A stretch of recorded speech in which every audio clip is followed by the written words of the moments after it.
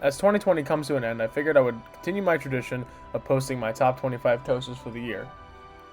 To get started, I would like to list some honorable mentions starting from numbers 30 to 26. Twister is an in-house wooden coaster at Knoebels, featuring laterals and intense forces. King Ka, the world's tallest coaster at Six Flags Great Adventure. Bizarro, the world's first flows coaster, featuring 7 great inversions at the same park. Tennessee Tornado, the last aero custom looper at Dollywood. And Raptor at Cedar Point, a massive B&M invert with crazy positive forces. Starting at number 25 is Dominator King's Dominion. This is the world's longest flows coaster and features great forces, 5 inversions, and even some airtime. Superman Ride of Steel at Six Flags America is number 24, and it's a great intimate hyper that focuses on speed and airtime. 23 is Team NT Shellraiser at the American Dream Mall, a massive Gerstlauer Eurofighter with a punchy launch, good intensity, and of course, the world's steepest drop at 121.5 degrees. 22 is Comet the Great Escape, an amazing classic airtime-filled Woody, and even features some lats. 21 is Millennium Force at Cedar Point, the world's first Giga, and focuses on speed and a scenic trip. The ride also features an amazing drop with an intense turnaround and even some floater throughout the layout.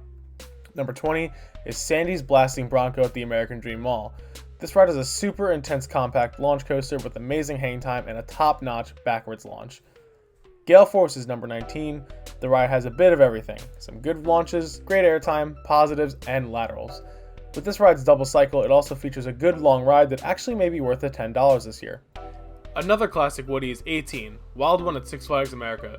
This ride is just like Comet, but with stronger forces. Each hill has great airtime, and the ending helix pins you to the side with its strong laterals. 17 is Storm Runner at Hershey Park. This ride is super intense, features a fantastic launch with a very unique layout. Number 16 is Nitro, a massive B&M hyper at Six Flags Great Adventure. The ride features a 215-foot drop, a ton of floater airtime, and even an intense double helix. Number 15 is the next closest B&M hyper, Candemonium. The ride may be shorter than Nitro, but the big floater hills are designed to give stronger floater air, while Nitro has more of a change in strength over its hills. Overall, it's very close to which one is better, but as of now, I like Candy more. At 14 is another hyper slightly east of Candemonium, Steel Force at Dorney Park. I used to think this ride sucked, but after my 2020 rides, I realized how amazing this floater airtime machine is. Every hill has amazing airtime. 13 is the original hyper, Magnum XL 200 at Cedar Point. This ride is filled with crazy, aggressive ejector and a super janky turnaround filled with laterals. With its high capacity, it's super easy to re-ride and one of the best coasters at Cedar Point. Number 12 is Boulder Dash at Lake Compounce. Next to El Toro, this is probably the most intense Woody I've ever ridden. The location is absolutely stunning and the ride is filled with floater air and intense laterals. At 11 is Superman the Ride at Six Flags New England. This ride has one of the most diverse layouts ever. The only reason it ranks so low is because of those awful U-brake restraints. It's filled with floater, ejector, and even some laterals. Number 10 is Phoenix at Knoebels, a ride that doesn't feel legal with its crazy airtime and beloved buzz bars. Phoenix also gives a nice smooth ride since Knoebels likes to take care of their rides. Number 9 is Thunderhead at Dollywood. This coaster gives a great out-of-control Woody feel with lots of floater air and laterals. The ride seems short while watching a POV, but it does feel much longer on the ride itself and is one of the top-tier GCIs in the country. Number 8 is Maverick at Cedar Point. This ride has everything: a good drop, launch, great laterals, airtime, and positives, and even some theming.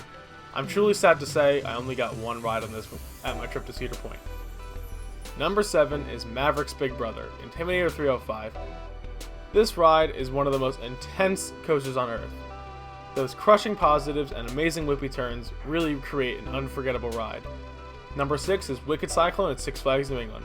Cyclone is filled with ejector air, hang time, filled inversions, and crazy laterals. Being one of Alan Schilke's favorite creations, how could it not be good? It's like a mini Steel Vengeance. Number 5 is the actual Steel Vengeance. The most airtime in the world and some fun inversions.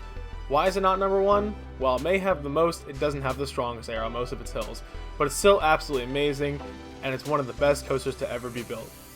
Number 4 is Sky Rush at Hershey Park. It has an insane drop, bone-crushing positives, leg-numbing airtime, and back-breaking laterals. This ride is probably the most intense coaster ever created, and it blows my mind whenever I ride it. Number 3 is El Toro at Six Flags Great Adventure. This is probably the most intense wooden coaster ever to be built. It's almost like a wooden Sky Rush in ways. In my opinion, every part of the ride is amazing, even the quote-unquote dead spots like the floater hills around the turnaround. And of course the twister section. Number 2 is Twisted Timbers at King's Dominion. This ride is probably the hybrid with the strongest and most sustained airtime. Every element on this ride took my breath away. I walked in expecting it to be great, and it came out being my number 1 after riding it. But then I rode number 1, Lightning Rod at Dollywood. This launched wooden coaster is absolutely stunning. A night ride on this is just incredible. Flying through the Smoky Mountains all while pulling crazy ejector airtime and laterals, and of course, the quad down finale. I can't wait to ride the new version with iBox track and hopefully a non-trimmed launch in 2021. Thanks for everyone for watching. Hope you enjoyed. Comment down below what you think of my list and let me know what some of your favorite coasters are. Once again, thanks for watching, and I hope everyone has a happy new year and hope everything goes well in 2021.